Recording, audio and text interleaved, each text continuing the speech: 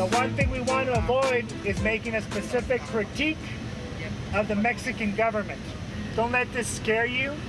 I think for us, this is a great thing that's happening because it means that there's some impact.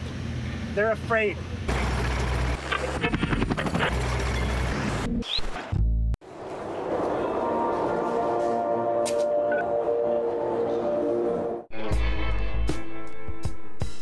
Many wonder how climate change will affect us in our lifetime. Some say it's causing natural disasters right now, like the flooding in Pakistan last summer and the wildfires in Russia. Others point to how 2010 saw the highest worldwide temperatures on record. Last year, I attended the UN Climate Summit in Copenhagen to join the protests demanding change. In the end, the world leaders failed to make a deal, and the police used brutal tactics and mass arrests to break up the marches. The 2010 UN climate talks were being held in Cancun, Mexico. I decided to skip the talks and join a group of activists made up of indigenous groups, farmers, and local youth called La Via Campesina, as they toured Mexico to see firsthand the effects of climate change on the land and the people. I, as a journalist, am being told not to identify myself with this group, otherwise there could be trouble and my tapes and story could be taken away from me. It seems the government here doesn't want the stories of how locals are being impacted by climate change to get out to the world. I met the group in a beautiful old city called San Luis Potosi. We visited a controversial gold mine in a small town nearby called Sierra de San Pedro, which is run by a Canadian mining company called New Gold.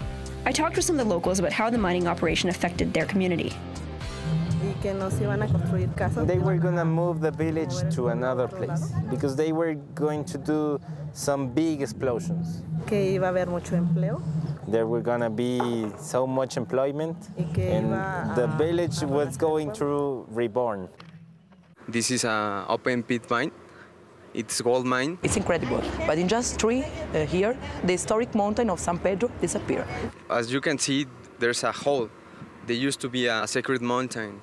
This is the place where the state was born about 400 years ago.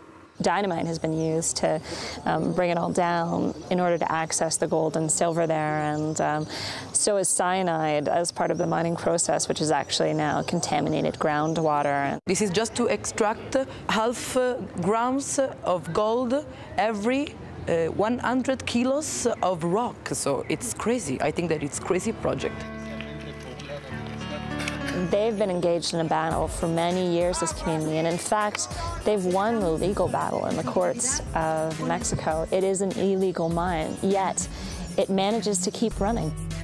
We need to start looking at New Gold and the fact that it's headquartered in Canada and say, what can we do as Canadians to change this? We contacted New Gold for a statement and received this.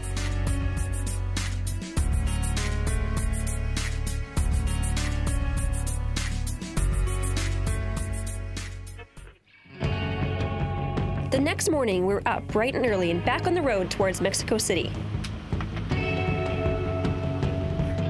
We arrived in Mexico City and rested up for the big march the next day. In the morning, we met up with the rest of the caravan, and I met 2 guys from the U.S. who had actually biked down from West Virginia.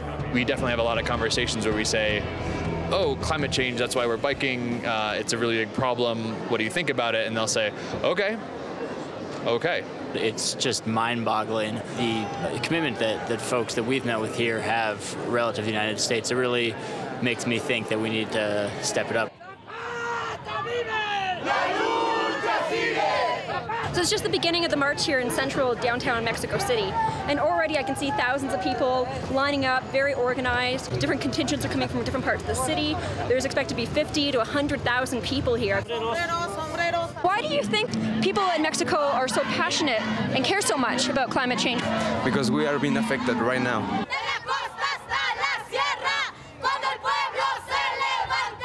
So I'm one of the strong women in this protest here. There's so many strong young and older women taking the lead.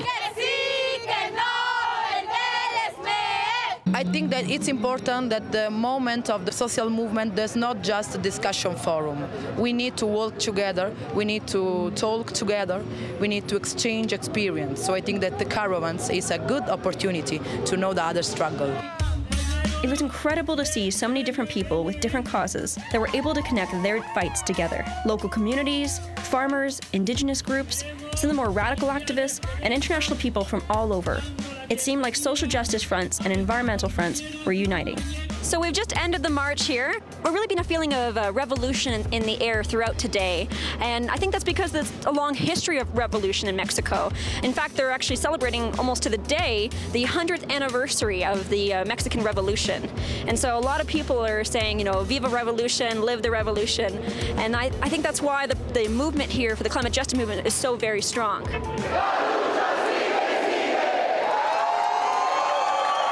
It's pretty disgusting. Holy crap, like this is actually happening. Are they going to put us in jail?